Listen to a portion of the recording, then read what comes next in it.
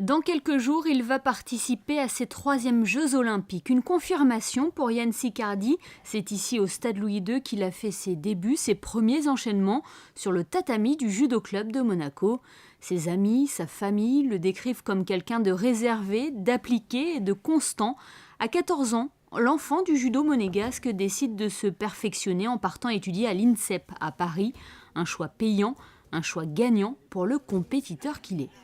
Yann a toujours été quelqu'un de très réservé, mais de très très constant et quelqu'un qui essaye de comprendre la technique. Alors que beaucoup de judokas, surtout très jeunes, font ça de manière instinctive.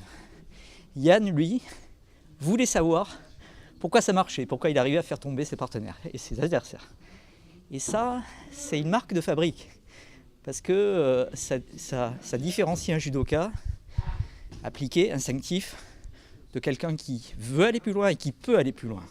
Parce que quand on comprend ce qu'on fait, là on devient beaucoup plus efficace. Il aime la compétition. Quel genre de judoka? Impliqué, investi. Ça fait un moment qu'il vit sur Paris. Depuis qu'il est junior, il s'investit durement. Il avait intégré l'INSEP tôt. Il a continué de s'entraîner là-bas. Et voilà, c'est quelqu'un d'impliqué qui mérite sa place au jeu. Une place méritée en effet, car Yann Siccardi a fini 9e aux Jeux Olympiques de Londres en 2012. Et pour les Jeux de Rio, il peut compter sur le soutien de son club formateur qui suit avec attention tous ses résultats, à l'image d'anciens Olympiens monégasques ou de jeunes judokas en devenir. C'est un homme maintenant qui mentalement est très très fort. D'ailleurs, il est passé à très peu de choses de se qualifier automatiquement grâce aux points et des tournois. Donc je pense qu'au jour d'aujourd'hui, enfin sur les dernières Olympiades, ça a été le plus fort. Il a fait la 9e place, ce qui est le meilleur résultat des athlètes monégasques quand même, il faut le rappeler, hiver comme été. Hein. Donc c'est vraiment très très fort. Et là, on lui donne encore une chance de prouver que c'était pas une erreur, que c'est bien par son entraînement qu'il est là. Et je pense qu'il va nous le prouver encore une fois car il est très très fort. Je ne l'ai pas vu depuis que j'ai appris sa sélection. Du coup, après, c'est un peu le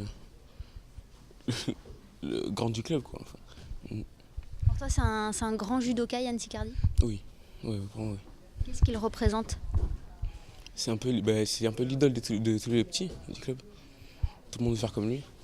Un modèle pour la jeune génération, un exemple pour sa discipline, une fierté pour son père qui l'a inscrit au judo dès l'âge de 4 ans. Depuis, Yann Siccardi n'a jamais baissé les bras. J'espère pour lui qu'il va faire le meilleur des résultats possibles dans sa catégorie. Il en est capable, Marcel croit en lui, ses entraîneurs à Paris croient en lui, tous ses collègues croient en lui. Il n'y a que lui des fois qui doute peut-être un peu, c'est un petit blocage psychologique. Comme il a expliqué, quand on vient d'un petit pays, au sein des grands États qui existent de par le monde, des grands États qui font du judo, on est tout petit, au début ça faisait un peu rire. Et de plus en plus, avec son sérieux, ses qualités humaines, il s'est fait des amis, il s'est fait respecter au sein de tout cet ensemble de judokas internationaux. Et il est reconnu et respecté. Il est même craint par beaucoup de judokas. On lui souhaite le mieux possible, les meilleurs combats possibles, le plus de combats possible, et peut-être pourquoi pas décrocher une médaille.